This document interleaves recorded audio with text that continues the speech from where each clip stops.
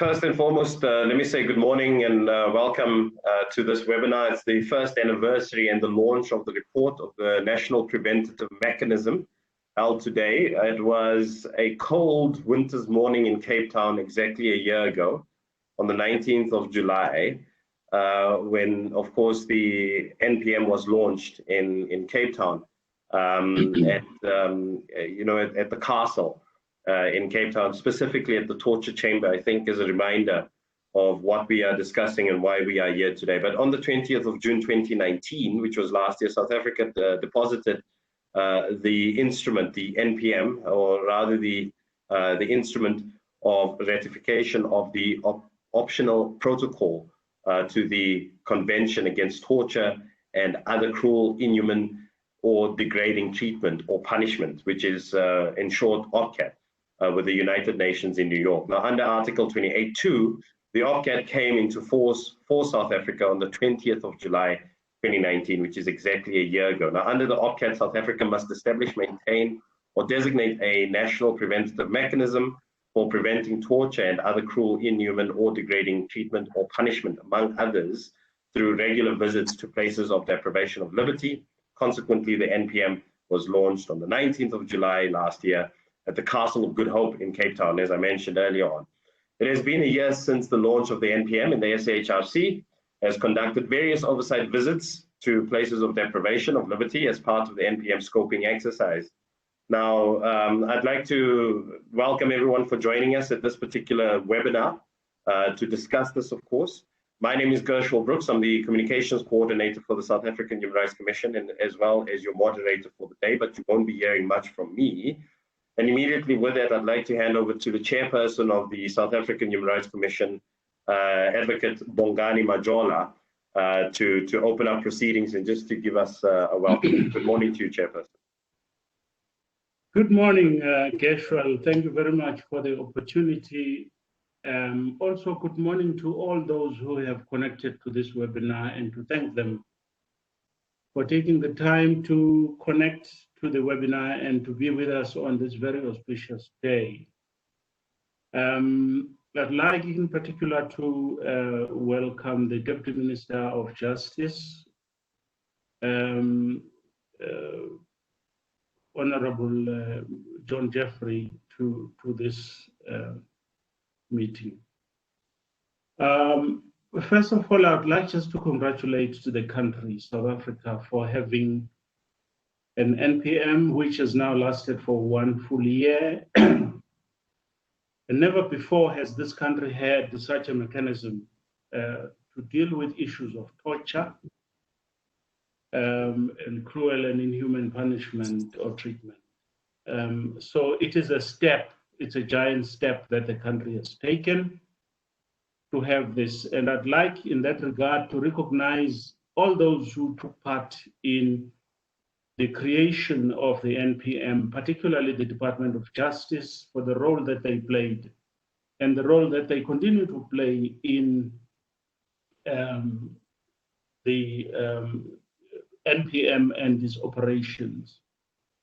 The South African Human Rights Commission, as you know, is in the lead now, is the leading organization with regard to the NPM, which I must say is a still developing entity. But I would like to say that there are many other actors in the role of preventing torture that are worth recognizing as part of the effort, the NPM, including the Judicial Inspectorate for Correctional Services, the Independent Police Investigation Directory, yes, and then civil society. You know, when one talks of civil society, one thinks of many organizations that have had a hand in helping the Commission to come up to steam with its work within the NPM. Pardon me for mentioning people like Sean Tate, who have helped us quite a lot in this regard. I'd like to say we are here today, 1 year later, and with the work that we have done, thanks to the cooperation that we've received from all of them. And I hope that as we move to the second year today, that with the cooperation will actually strengthen and mature, so that eventually we have then an NPM that is fully representative of all the role players that are there to monitor and to prevent torture. Now, in the efforts to prevent torture and cruelty in the country, I would like to mention two important stakeholders, and that is the Correctional Services Department, as well as the South African Police Services, and also to then add the Ombudsman for the military in that group, and say that we are people, I mean, they are the entities that we as the Commission have to work with on an ongoing basis, and without them and their cooperation, of course, there cannot be the prevention and the eradication of torture in this regard. So I'd like to welcome the members of the Correctional Services and the SAPs, as well as the Military Ombudsman, and to express a hope that this cooperation will strengthen. As I said, it's now 1 year since the launch of the NPM, and things, in my view, have gone well. Because of partly the support of many entities, including the support that we have got from the APT, and I hear that Ben Buckland is here, and I'd like to thank him, because right from the beginning, he raised his hand and said, we are here to help, and he did lend a hand to us. I'd like to say thank you, and I'd like also to thank the APT for being here with us on this auspicious day. Excuse me. I would like also to say thank you to the subcommittee on the prevention of torture. It's a very important organ in the international sphere with regard to the prevention of torture. The fact that we have their full support is actually very encouraging to us, and I'd like to welcome and thank the country representative, Mr. Abdullah Onir. Then finally, allow me just to thank our own people within the Commission who have actually very tirelessly worked with Correctional Services, to thank Correctional Services for facilitating them, and who have worked with the South African Police Services, and to thank the leadership of the South African Police Services for working with them, Commissioner, led by Commissioner Nissan, and the Chief Executive Officer, Mr. Advocate Tipanyane, Gwanele, and others who are assisting. Now, let us then start the second year today, review the past year, and start the second year with much hope that the next step will be even a bigger step than the first one. I thank you. Thank you for that, Chairperson. So I understand that unfortunately Mr. Abdullah Onir is having difficulty connecting. However, he did supply a statement to us, and that would be delivered by Nokwanda Nzimande from the South African Human Rights Commission, also part of the NPM. Good morning to you, Nokwanda. I've just unmuted you. If you would mind maybe switching on your camera. And just as a quick reminder, asking all the participants that when you do not have the floor, if you can just put yourself on mute, you know, so that we don't have too much interference. Thank you so much. Good morning, colleagues. Morning, Chairperson and CEO and Commissioner Nielsen. Thank you for the opportunity to read this statement. So can I maybe just revert maybe to Commissioner, as I have not received it, and as I understand, Commissioner is the next speaker, and then I can maybe read the statement after.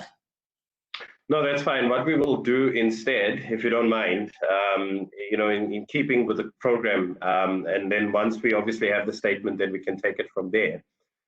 What I will do up next is I will call on the CEO, the Chief Executive Officer of the South African Human Rights Commission, and I see along with Kwanele, who is the head of the National Preventative Mechanism within the South African Human Rights Commission, to give us observations from places of deprivation of liberty, as well as the content of the report.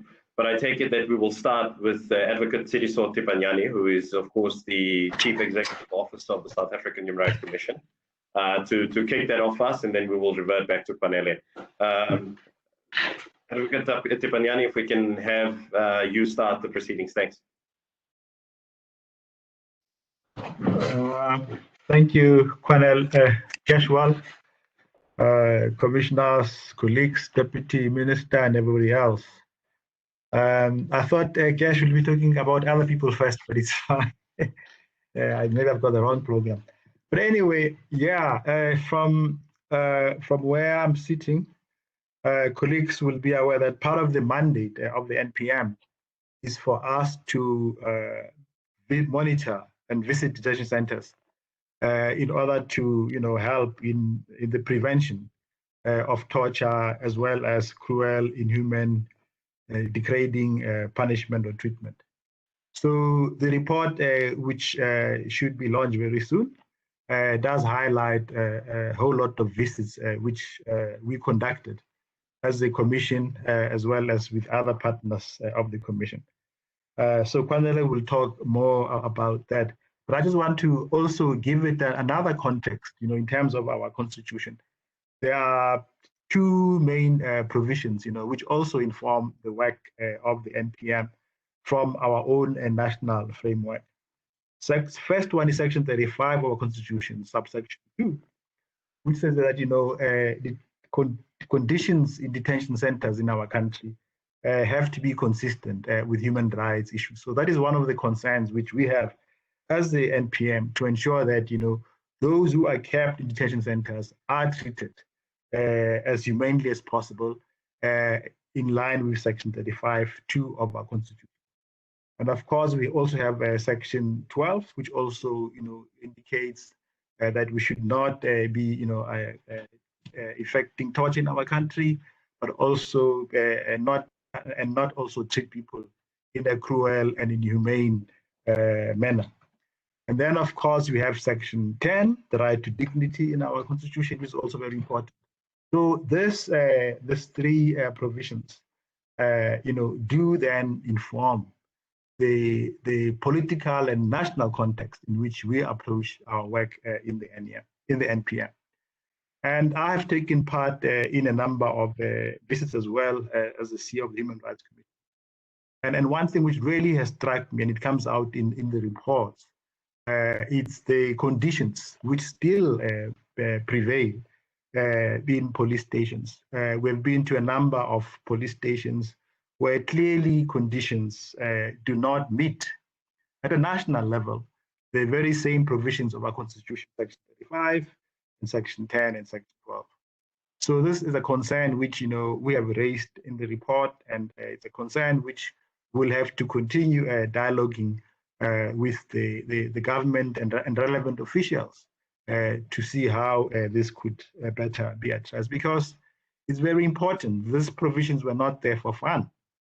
They were there for a particular reason, that human beings who are in detention should also be treated properly. Because as we know, especially in the context of the police and pre-trial detentions, some of these people are indeed innocent. and therefore, but we continue to subject them in police stations to very appalling conditions, the dirty toilets, blankets which have not been cleaned properly, overcrowded conditions.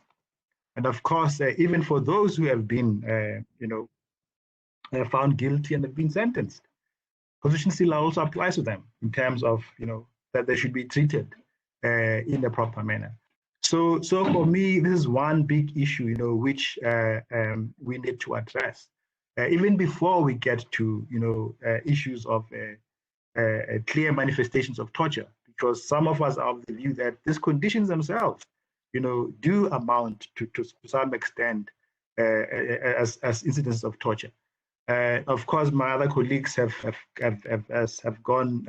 done more visits than I have, as the report will reflect, and a lot of work still has to be done in this regard. And once this report has been launched, we'll have discussions with all relevant colleagues to make sure that South Africa does live to the ideals of the Constitution, but also live to the ideals of the optional protocol, which we've ratified as a country.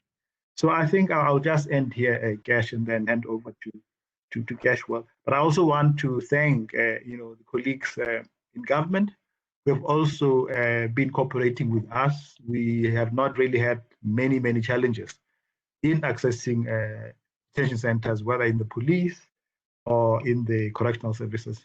But I also want to thank the other partners who have been working with us, JICS, IPIT, and everybody else, that, we're all in this together to make sure that this country of ours does live to these ideals. Because, if we undermine the rights of those who are in conflict with the law and those who are suspects, we are really opening another challenge for us down the line as a country, which then also continuously feeds into the high levels of violence in our country. If we treat our fellow human beings with lack of dignity, it creates other problems, which will then come back to haunt us a few years down the line. Thank you. Thanks for that, CEO. Of course, up next, as mentioned, in sticking to the current format, we'll call on Dr. Kwanele Pakati to, take this portion of the conversation further. And then after that, Ms. Makwanda Nzimande will then be in a position to read the statement. Kwanele, I hand over to you. Thank you so much, Cashwell. Am I audible? All right. I would like to hide my video a bit, just for me to retrieve my notes. Please be patient with me for a second. Okay, and I asked you initially, or you asked initially if you were audible. I'll just ask you just to project your voice a little more, because you are fading a bit while speaking. So once you're ready, then please proceed. Okay, thank you so much to all the colleagues who have been undertaking the NPM work for, I think, since June or July last year, 2019, after the ratification of the optional protocol to the Convention Against Torture, and the subsequent establishment of the National Preventive Mechanism under the auspices of the South African Human Rights Commission. We are today launching our report. We're just going to release an executive summary from the report. The full report will be out before the end of this week. High-level summary of this report. The report focuses on two elements. The first part of it is institutional building process. And then the second part of it is observations from the scoping exercise, as you mentioned earlier, that we've been undertaking a scoping exercise since July 2019. So the second element then zooms into the observations that we've been making at the various places of deprivation of liberty. We have visited police stations, correctional centers, secure care facilities where children in conflict with the law are detained. We've visited a number of psychiatric institutions, and immigration detention facilities, particularly the Lindela Repatriation Center here, in Johannesburg. Most of our visits were announced. We did this solely to create an enabling environment, firstly for us to understand the detention architecture, but also to give us an opportunity to explain the mandate of the National Preventive Mechanism to the officials who are responsible for managing the various places of deprivation of liberty. And I'm just going to briefly highlight some of our observations, but also a few recommendations that we made there. However, at the outset, I must also thank the various the officials from the various places of deprivation of liberty for their support and cooperation, without which our work would have been very difficult. Although we did face a number of challenges in terms of access to a few places of deprivation of liberty, we are working on building our working relationship with the heads of centers so that access to places of deprivation of liberty is rapid, so that we don't experience any challenges as the NPM.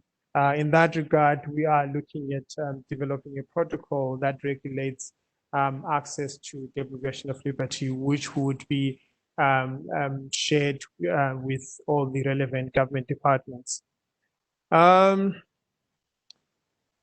I would start briefly on correctional services. We noted a number of concerns when we visited the various correctional facilities, including the detention of mental health care users without the adequate support. Secondly, we have observed systematic failures in the management of the facilities. Most of the centers are in disrepair. However, I must qualify this in the sense that some of it is historical. Most of the correctional facilities are old, and so is the infrastructure. As such, there is a need for correctional services to ensure that there is regular maintenance of these facilities. We have engaged with the Department of Correctional Services about these observations already, and some of the recommendations that we've made. And as such, we believe that there will be improvements going forward. However, we noticed that there are minor things that could be easily dealt with at the local level, at the center level. This is also dependent on discussions between the National Treasury and the Department of Correctional Services, for instance, to really look at having the skills transfer for offenders and allow offenders to be able to do some basic maintenance at the various centers. We believe that this plays a dual role. One, to impart skills on offenders, but the second part of it is that facilities are repaired immediately.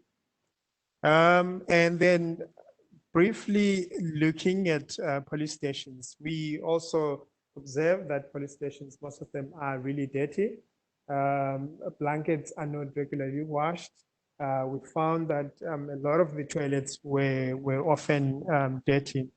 And then secondly, we also observed the prolonged detention of illegal foreigners especially in the big metros, where they are detained for periods ranging from 2 weeks, 3 weeks, up to 30 days or more. And in this regard, we believe that cooperation between the South African Police Service and Department of Home Affairs is crucial to ensure that the repatriation process is rapid. And as a country, we are facing the issue challenges with gender-based violence. And in that regard, we observed that some police stations do not have victim empowerment rooms. For those that have, some are good, some are not. There needs to be better allocation of resources to ensure that the victim empowerment rooms fully capacitated. To expand a little bit on this, we observe that in some centers, counselors provided by the Greater Rape Intervention Project group have been withdrawn as a result of funding challenges. And we feel that without such services, rape and gender-based violence survivors are effectively disenfranchised.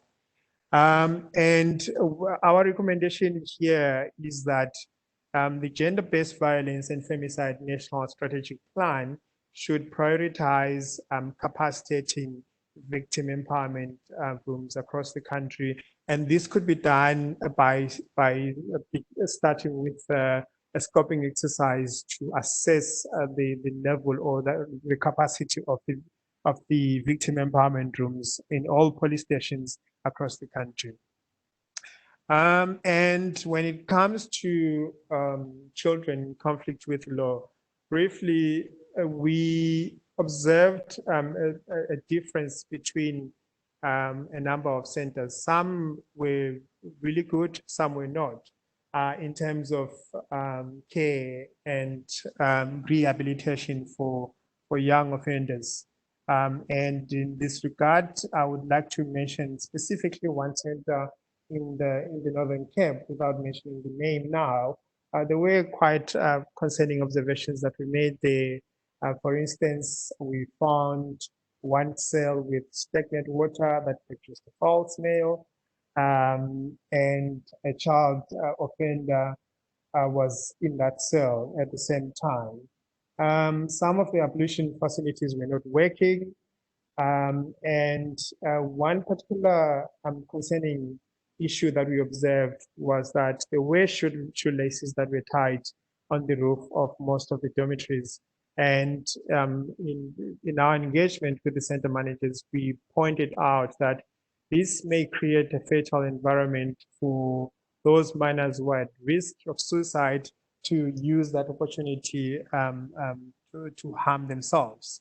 And in that regard, we made recommendations that to the institutional manager to immediately remove all these shoelaces, although we were informed that they had been placed there for purposes of hanging personal clothing to dry.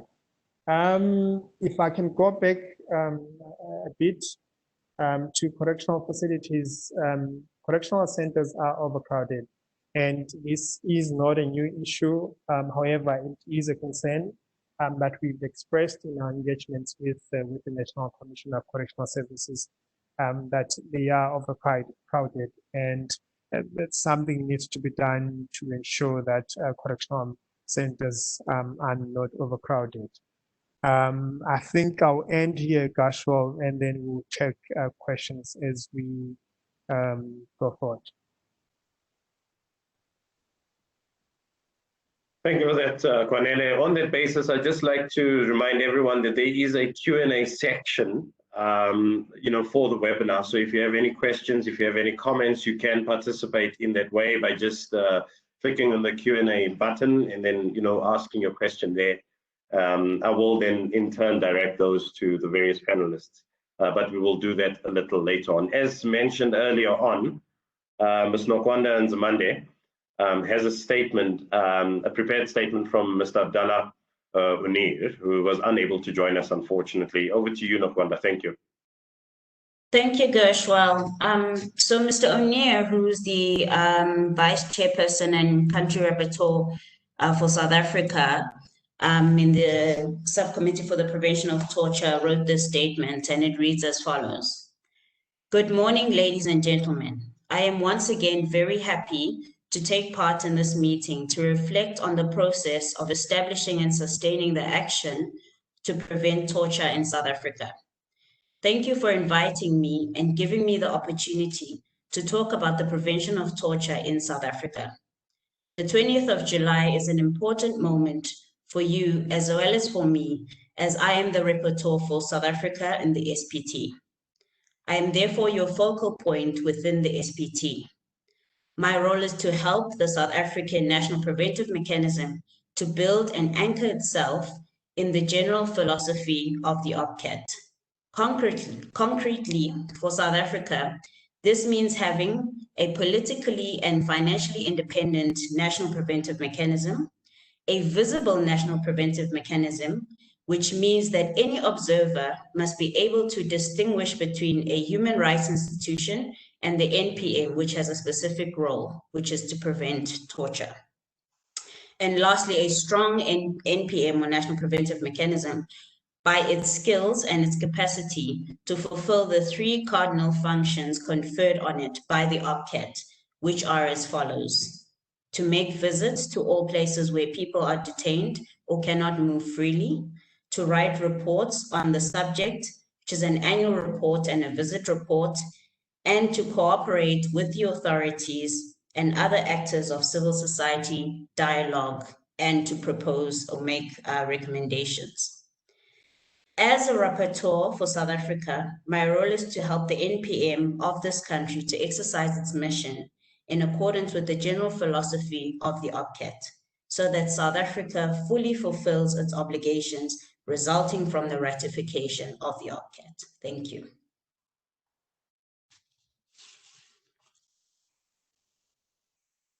Apologies, I was a bit slow in unmuting myself there.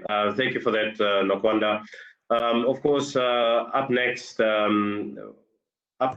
what we are going to do is we're going to hear from various other participants in this particular conversation, and I'm just trying to make sure that I have the correct people here. And we are due to hear from various places of deprivation, so that would be the Department of Correctional Services, the South African Police Service, Department of Home Affairs, as well as the Department of Public Works, the Department of Health, as well as the Department of Social Development. But while we are doing that, what we will do is rather jump to remarks by NPM development partners, and that would be part of the African Policing Civilian Oversight Forum, as well as the European Union delegation to South Africa.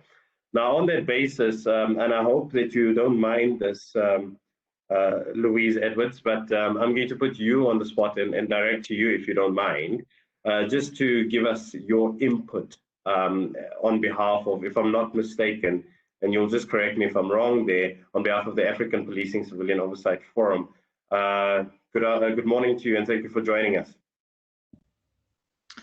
Good morning. Great, so you have caught me unaware. I will need to put my glasses on. But thank you very much for the opportunity to make some remarks. And I'm Louise Edwards from the African Policing Civilian Oversight Forum.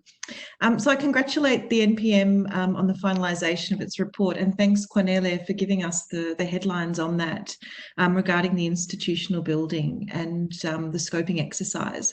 So we've taken note of the areas of work and also the challenges that you faced in terms of your coverage and access to places of detention. So civil society, as you'll be aware, have been advocating for the establishment of an NPM for over 10 years. And I know that I can speak on behalf of civil society when we say that the effective and full operationalisation of an NPM is a welcome development here. But given the enormity of the challenge in providing effective monitoring or effective coverage of monitoring in all places of deprivation of liberty in South Africa, we think that this really can be addressed through innovation, partnership and support offered by civil society. To that end, APCOF is actually going to release a publication very soon that's going to make a number of recommendations to the NPM about drawing on the energy, the expertise and the experience of civil society to shore up your capacity. There's a lot of international precedent for this, where CSOs are provided either with a formal or an informal role with the NPM. But we think, looking ahead to the second year of the NPM, that there's an opportunity for partnership with civil society, who are amongst your biggest cheer squad in terms of the success, including, for example, in an advisory role. So in terms of advising on strategic direction, review of working methods and outputs, in terms of direct participation in monitoring and reporting. And here, for example, as many people will be aware, APCOF and the Human Rights Commission piloted a lay visitors scheme for police custody monitoring with support from the European Union. And so the inclusion of civil society monitors in a mechanism such as that brought in under the NPM could certainly go some way in terms of addressing capacity constraints. Civil society is also available in terms of providing research and analysis on key issues. And finally, we can play a very important role supporting the NPM in relation to advocacy. And here it's promoting awareness of your existence, sort of beyond the people that we're speaking to here today, but also to ensure and to promote the full and effective implementation of recommendations by the NPM in terms of places of deprivation of liberty. So just to conclude, we're really encouraged by the inclusion of civil society, seen as a key stakeholder in terms of the success of the NPM, and congratulate you on your first year. And we look forward to supporting you to effectively fulfill your crucial mandate to protect the rights of all persons in all places of deprivation of liberty from torture. So I thank you.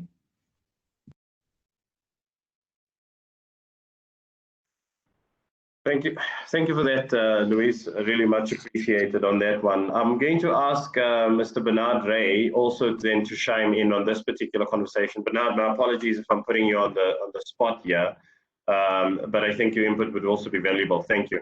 Good morning to you.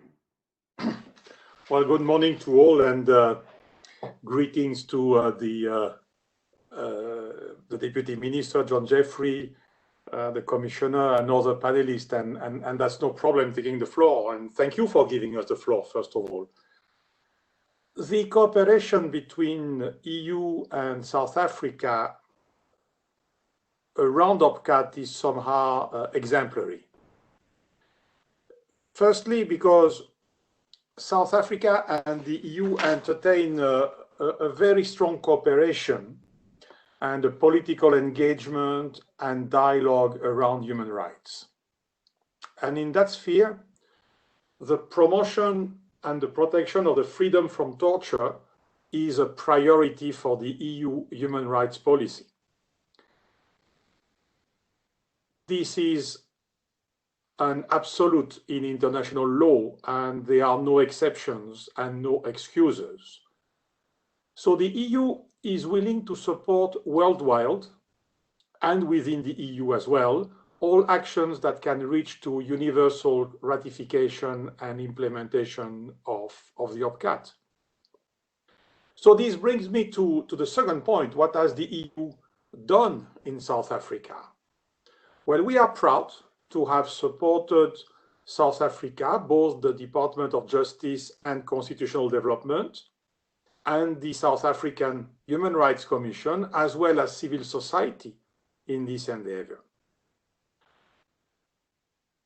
Some time ago, the dialogue facility between the EU and South Africa, we enabled an exchange with institutions in 2 countries in Europe, the UK and Poland, about models of national prevention mechanisms under the OPCAT. In addition to this study tour, we facilitated 3 workshops, and this contributed to the submission of the recommendations on the establishment of an NPM, both to the department and to the parliament in March 2019.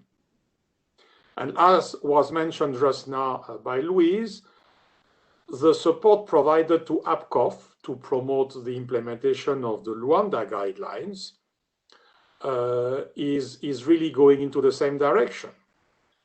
It has a focus on regular and independent monitoring of detention facilities. And this particular project of APCOF just ended. And we are very pleased to its success, to its contribution, and the processes it has generated. As Louise mentioned, there is this digital mechanism to for the establishment of the lay visitor scheme. And today, the digital agenda is an increasing one. And we are very happy that in a sphere where digitalization is not always in the forefront, we have there a good example and a good case to prepare South Africa. But it's also, I want to highlight the collaboration between APCOF and many departments, the Department of Justice, the Human Rights Commission, SAPS, the Civilian Secretariat for Police, and other entities. And this gives us a feeling that we really drive towards a sustainability of this monitoring system, and that's really very much its value. To conclude, well, I had the privilege to be in July 2019 at the meeting you mentioned, establishing this NPM in Cape Town. Today, we look back at 1 year and we present the launch of the report. And really, like others, I want to bring my voice together with other people to congratulate you on the establishment of the mechanism and for sharing this first year report. NPM is critical to ensure meaningful changes in the prevention of torture. But it can also contribute to an enhanced public trust in the system. So these are two angles which are complementary. Your achievements are even more important at the time of COVID-19, where some governments worldwide limit freedoms and rights, and human rights is a non-negotiable for the EU. I thank you very much for your attention and really congratulate you again. Thank you so much for your inputs. It was really, really highly appreciated there. Up next, I see that we're going to have, we at least have two departments that have joined the panel list, for discussion, and giving feedback on this one. And I think what I will do is first and foremost, I'll call on Advocate Simpiwe, who is with the South African Military Ombudsman, to give our input first and foremost, if you don't mind. And then after that, I will be going to, I just want to forewarn you so that you're aware, I'll be going to Naledi Stemela, to then address us. But if we can start with the South African Military Ombudsman, please. Advocate Simpiwe, good morning to you and thank you. The floor is yours.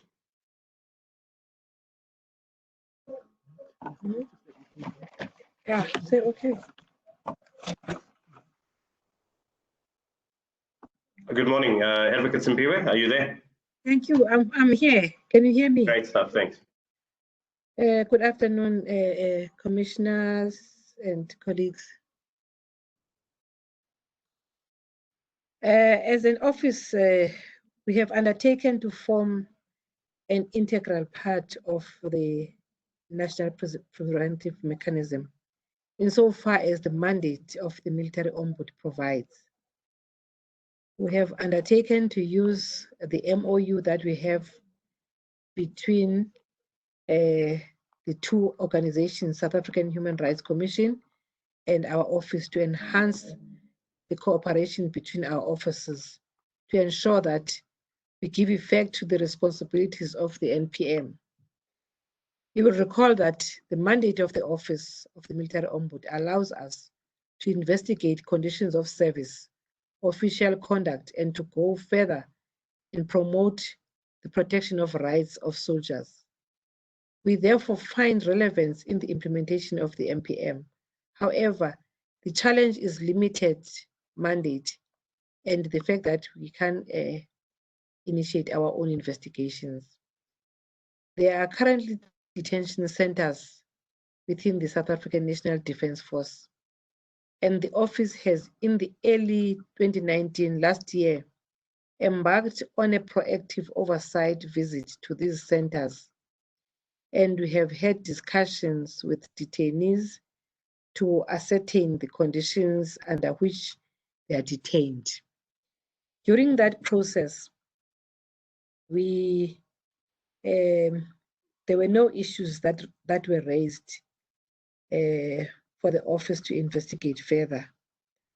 Currently, the military ombudsman investigates, makes findings and recommendations and alternate reliefs to the minister for implementation. The challenge is that the recommendations that we make are just recommendations, they are not enforceable. With the military ombudsman in its 8th year of establishment, we have just begun the process of review of our act, focusing on its manner of establishment and to address issues of independence, its operational independence, such as its mandate, the intended proactive investigations and enforcement of recommendations, as well as its financial independence. This will also open the platform to consider amendments insofar as our role in the NPM is concerned to ensure alignment with OPCAT. Thank you very much.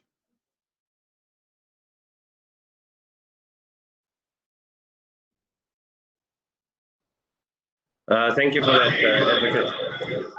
I'll just ask you to mute if you don't mind, or if I can just mute you very quickly.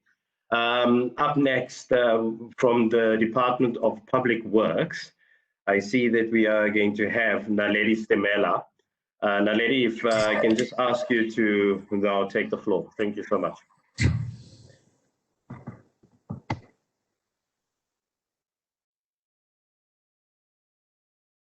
Naledi, are you there?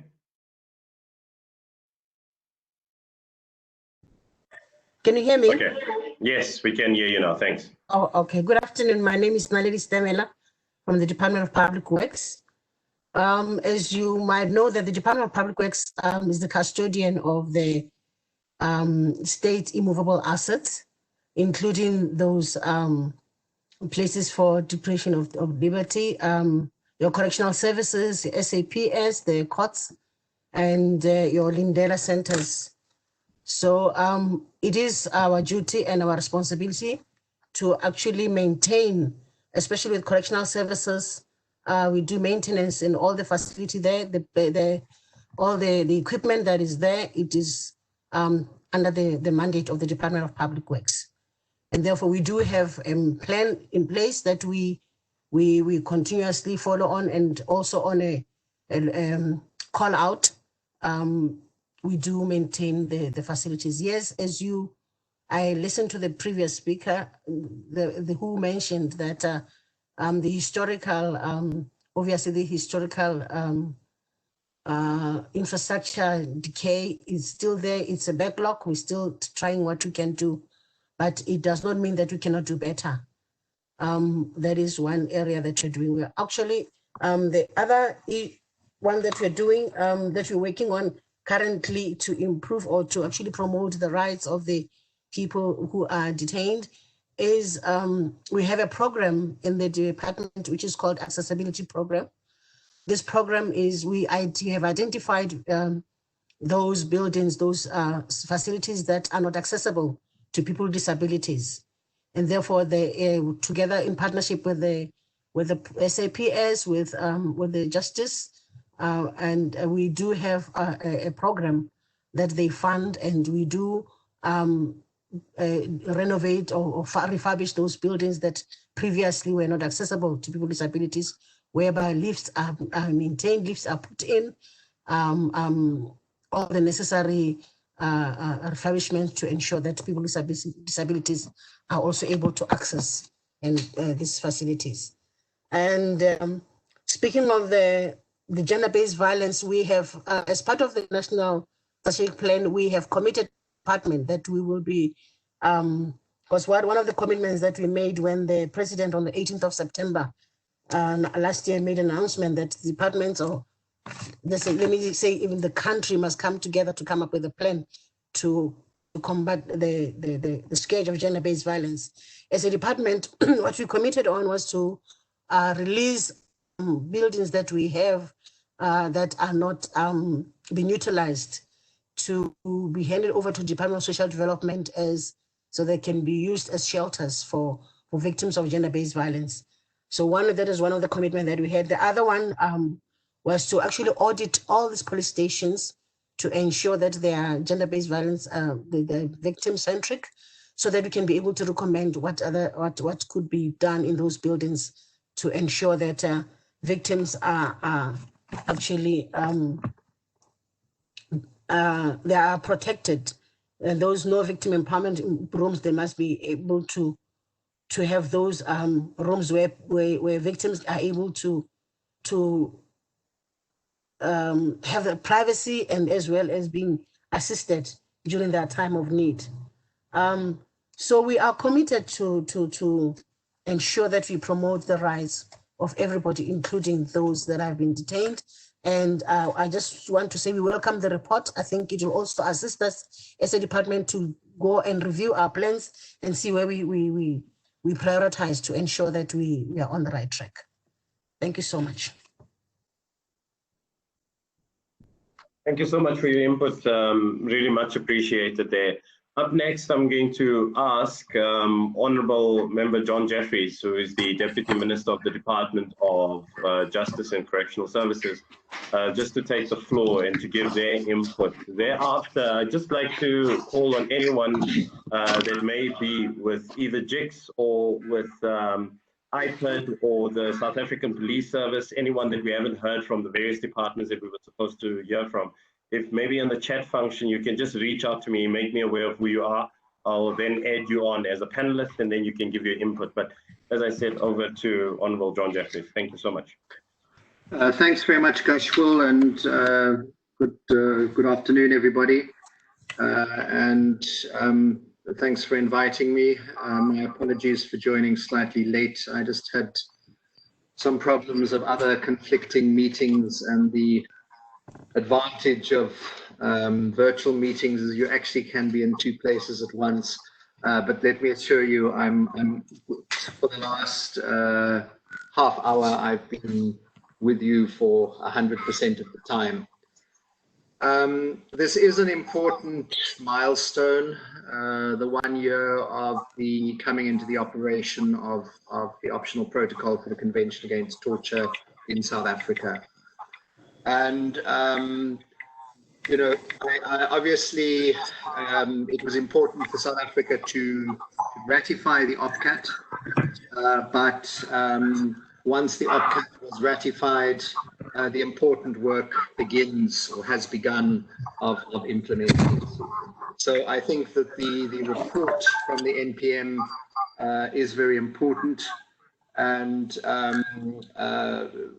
we need to look at reinforcing and ensure that the monitoring of places of detention is done as thoroughly as possible. I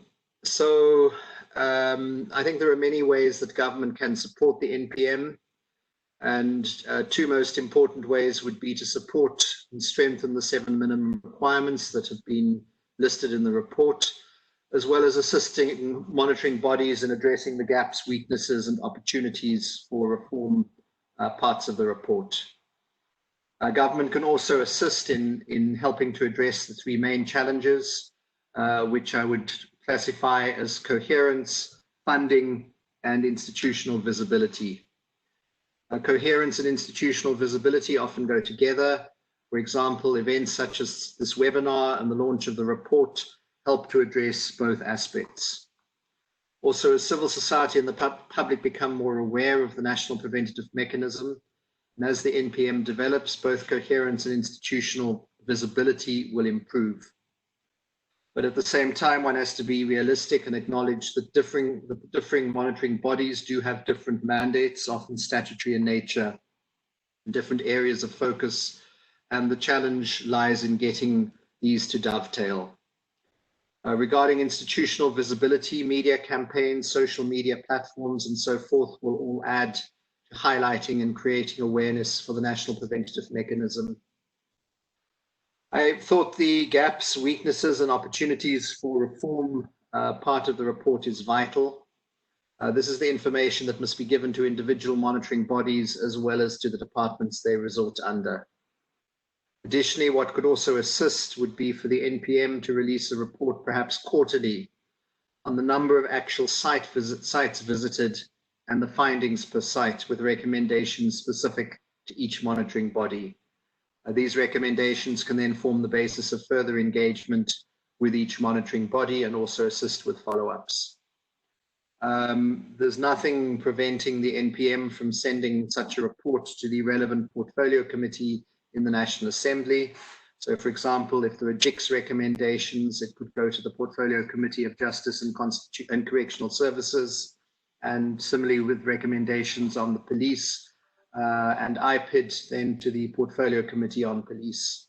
And this will also assist in terms of institutional visibility as well as parliamentary oversight. Other avenues for engagement would be making the report available to Parliament's Office on the Institutions Supporting Democracy. Now, funding is obviously a problematic area. We're all experiencing severe budget cuts to the extent that government departments have had to adjust many of their output targets downwards. And there's no additional funding available, which means having to do more with what we have. And there's a greater need to come up with creative ways in which we do this.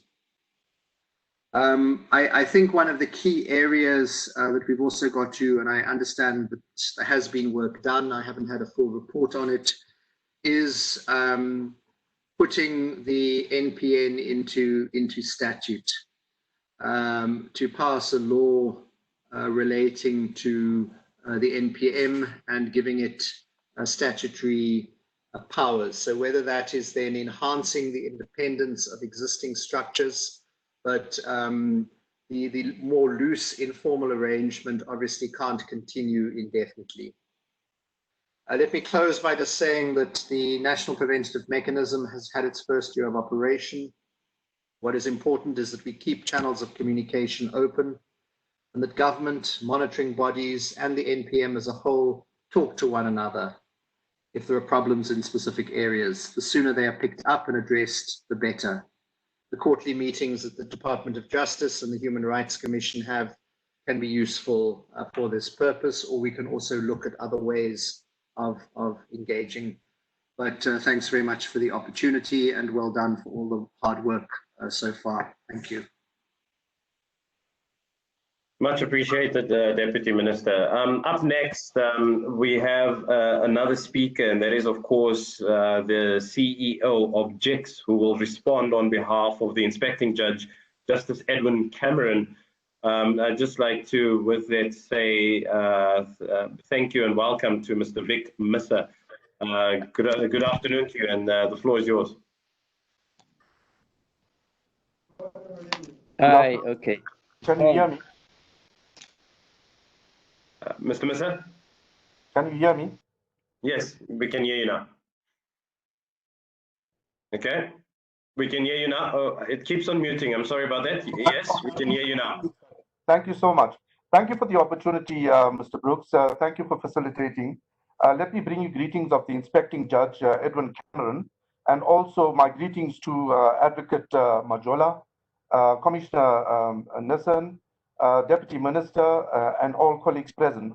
Firstly, my congratulations to the NPM on its celebration and almost the commemoration of the Mandela Day, which we celebrated the past Saturday. Yes, I'd like to start off on a few comments raised by some of the speakers, and one of them was, which was highlighted, was the issue of overcrowding in some of the centers. You know, as at 30th of March this year, the role of the incarcerated persons were 154,437, of which of these 51,596 were remand detainees and 102,841 were sentenced inmates. Now, the accommodation allocated at all our centers currently to accommodate inmates are 108,000. So obviously one can see that there is obviously an overcrowding per se. But what brings about this? One area that we could look at is this remand detainees, and the manner in which matters are processed during the court hearings. But beyond that, somebody had alluded to the issue of foreign inmates and foreign nationals. Now, just statistically, once again, in our incarcerated centers as of 30th June this year, we have 13,631 inmates who are foreign nationals who are incarcerated in our place of confinement. Now, this is one area I would say that we all should take heed of, and more especially knock onto the doors to the respective portfolios to deal with this appropriately. Department of Home Affairs, South African Police Services, Correctional Services, and jointly with the NPM standing side by side. Now, if one has to subtract all these 13,000 from that numbers, you would normally reduce the amounts. More especially, we've also observed declared mentally ill patients housed in our places of confinement. We have currently, as of 30th June, once again, 167 inmates that are incarcerated that are totally mentally ill, that are kept in places of confinement like our correctional centers, and which also knocks on the overcrowding issues. Now, these are few areas that we've observed, but maybe just to highlight the work that what JIGS has been doing over its mandate, we have increased our inspections to 136 over the last performance cycle from 81 in the 2017-2018 cycle. So this is actually 57% of the 243 centers that is actually visible in South Africa. Now, also another area where we have improved is our investigations. During the 2017-2018 performance cycle, JIGS had conducted 22 investigations. As I speak to you now, JIGS has improved that rate to 45. Most of the areas where JIGS concentrates is the areas of unnatural deaths that occurs within places of confinement. And just to highlight one, bathtub burn, where an inmate drowned and burned to death in a bathtub. Now, this occurred on the 7th or 17th. He died on the 17th of September. It was only reported to JIGS on the 7th of October. And these are some of the investigations which we do. Let me also just indicate in this investigation that this inmate was housed in the hospital arm of that correctional center, also accommodated with 3 other inmates, one partially blind, one in a wheelchair, and another one totally mentally ill. So none of those inmates that was housed with him in that cell could actually assist him. Now, these are what we pick up in our investigations and during our mandates. Another area that one should look at is the improvement in the training of the correctional officials, more especially on human dignity and the OPCAT protocols. I think this is one of the areas that we need to promote with the Department of Correctional Services to strengthen the curriculum on training of correctional services officials. So that now would obviate inhumane and degrading treatment. But beyond that, JIGS had reported 3 cases of torture, which you would find in our latest report, our annual report, which will be released soon. One of another area that we'd like to, and then I'll stop here, is the use of force. And this has been also increasing as the days go by, more especially during this COVID-19 pandemic period, where we find that it has exploded to such an extent that we're finding exceptional amounts of reporting of the use of force on inmates. Lastly, maybe just to thank you once again for giving us the opportunity. And just to sum up, we have currently drawn up a memorandum of agreement with the NPM. We await feedback on that. JIG's business case on its independence is with the Department of Public Service and Administration for finalization. And JIGS also has currently drafted its own bill and green paper, which is aligned to the Constitutional Court judgment that we are waiting for on specific areas on the Western Cape judgment, the Sonke Gender Justice judgment, which will be informed in due course. Thank you, Mr. Brooks, facilitator, for having me on the platform. Thank you so much. It's only a pleasure. Thank you so much. Before Commissioner Nissen gives the closing remarks, I just want to direct 2 questions that came through via our question and answer process, and then I will ask the panelists to volunteer their responses, if you don't mind. The first question is how has COVID-19 affected the carrying out of the NPM mandate? What changes will be put in place to mitigate any hurdles that may have been met due to COVID? So that's the first question. I'll just ask you to note that. And then the second question is, as a result of COVID-19, there has been, okay, so that's basically the most important question. Cornelia, I'll ask you to take that one. I think you've responded via the chat function on that one. So I'll ask you to respond here verbally. And then if anyone else wants to chime in on that particular question as well. And then I'll hand over to Commissioner Nissen to then close off with closing remarks, if you don't mind. Thanks. Cornelia, over to you.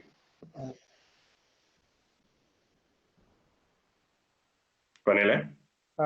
Yes, I'm here. Quickly, what we have done is that COVID-19 has firstly exposed some of the underlying systemic challenges. And in our process of reviewing our working methodologies, what we've done is that we have issued advisory recommendations to the various places of deprivation of liberty and the relevant government departments that are responsible for those places of deprivation of liberty in order to strengthen the protection of those who are deprived of their liberty. And we are also following up on the implementation of those recommendations. And what the OPCAT does is that it gives the NPM an opportunity to enter into dialogue with the state, also to advise, review legislation, and look at the various ways in which it can assist the state in implementing these recommendations. So it is an ongoing process that you undertake and enter into that dialogue with the state. Secondly, you would note that, for instance, chicks at under level 4, I think the hard lockdown and level 4, they were not able to undertake any form of oversight at correctional centers. However, under level 3, they are now also categorized in the essential services, and they are able to undertake their visits through the ICCVs at the various correctional centers. But even within the midst of COVID-19, we have discussed, for instance, the issue of being adequately capacitated in terms of protective measures, protective gear for the NPM, so that even within COVID-19, we are still able to maintain a bit of presence on the ground, although not at the optimum level, but we are certainly increasing our presence on the ground. Thanks. I think I'll stop there.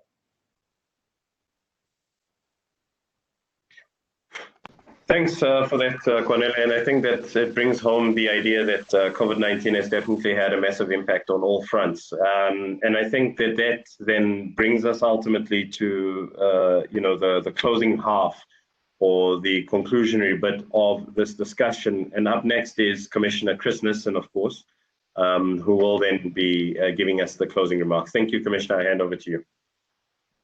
Thank you, Gashwal, for moderating this important event of the first anniversary of the NPM within the Republic of South Africa.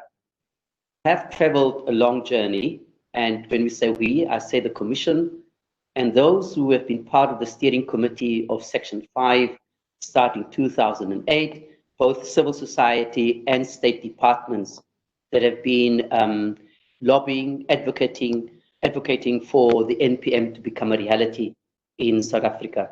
And I must first of all then thank the Deputy Minister for traveling that journey with us in the last 2.5 years, that has made it very possible for us to where we are today. But also the Commission and the Chairperson and Commissioners, but in particular also the CEO of the Commission that has been given all the support for this NPM to become a reality. But all his staff, his secretariat, all of them that have been working so hard, all of them over the years, but in particular in the last 1 or 2 years, in which we could make the reality of the NPM in our country. The report, of course, highlights quite a number of issues. And I must say that our report is not for any department or whoever to come and say, this, this is what we've done, this is what we haven't done. It's our report's the engagement with all departments. But I must emphasize that whether it's correctional services, whether it's a secure center, whether it's a mental institution, or whether it's sub-centers, cells, we've always engaged the local leadership of those institutions and say, these are observations, can you please attend to it? And it will give us come financial year an opportunity to go back to those centers, but also to new centers to say, have you done that? Haven't you done it? We recognize some very systemic problems, particularly within SAPS and in correctional service when it comes to the physical infrastructure of buildings. And we've appealed to PWD to please come and assist, because some of those structural problems contributes towards the inhumane treatment that the CEO spoke about. So our partnership is, our report is an engagement with all of us to say, how do we, all of us collectively, make sure that we make a success of the NPM? And our partnerships are basically that we say government departments, oversight bodies, including the MOUs that we'll be signing with CHICS, and then also, of course, civil society. And we've had a discussion last week, and I'm very happy that the inspecting judge was part of the discussion, also the CEO, and a few other civil societies have been part of the discussion. I think the participation over the last 2 years in particular from the APCOF, we cannot, as this commission, we don't have words to thank them, because they've really been absolute the star in being a civil society partner with us and so on. The EU, of course, have been great.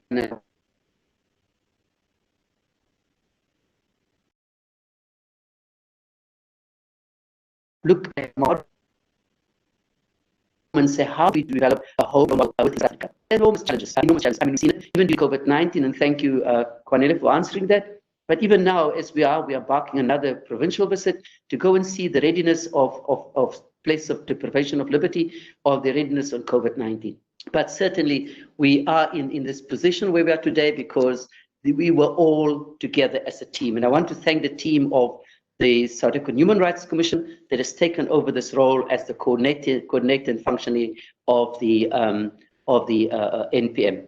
But we all in together. So, and once we've developed and continue to develop a homegrown model of the NPM, but in the meantime, just to assure the minister that there will be this coordinating function of the Human Rights Commission in bringing all the oversight bodies together on a quarterly basis as we continue to develop a model that's sustainable and will continue to serve the interests of all our people in this country. The issue of torture, the issue of inhumane treatment, degrading treatment is a real issue in our country. And especially where we come from, where people like myself come from, that have experienced the cold face of torture, inhumane and degrading treatment. It's our commitment as the South African Human Rights Commission to work very hard to build this NPM, and together with the other stakeholders to make sure that we have a sustainable but also model for other countries to look at. But in the meantime, we have to engage one another. We're all partners in it together. And so on the first anniversary, I must say to all our partners, civil society, oversight bodies, we've had discussions with the generals, we have discussions with ministers, we have discussions with everybody in this country. We still need to have more discussions, but I am very happy that we are able to launch, to celebrate our first anniversary of the NPM. And thank you to Chairperson of the Commission, thank you to Commissioners, thank you to everyone. And then, you know, we do have challenges, as the Minister said, the issue about challenge, the issue of so much work to do, it's overwhelming, and the challenge of COVID-19 now, where there's limited movement of spaces, and that's why also we cannot visit the cells because of the people that are in there, and I've asked that we do not go into the cells, but at least engage at the local level with the managements of places of deprivation of liberty. And last, to the team, Kwanele, Kaya, Sibo, Katler, Nokwanda, and the CEO, who has been really a pillar of strength for us in this time, in guiding us and leading us. Thank you so much, and thank you for everyone that participated today. And as we say, a luta continua. We still need to have a lot of work to do, roll up our sleeves, let's go and ensure that no one is subjected in this country to torture, inhumane and degrading treatment. Thank you so much for participating. And lastly, thank you, well done, Gashwal, as usual. You've really shown that you're a good moderator and good coordinator. Thank you so much, Pink, and we're very happy that you did this for us today. Enjoy the rest of the day to all of our colleagues. Much appreciated, Commissioner. All the best to everyone, and thank you so much, and enjoy the rest of your day and stay safe, most importantly. Thank you, Gash, and everybody.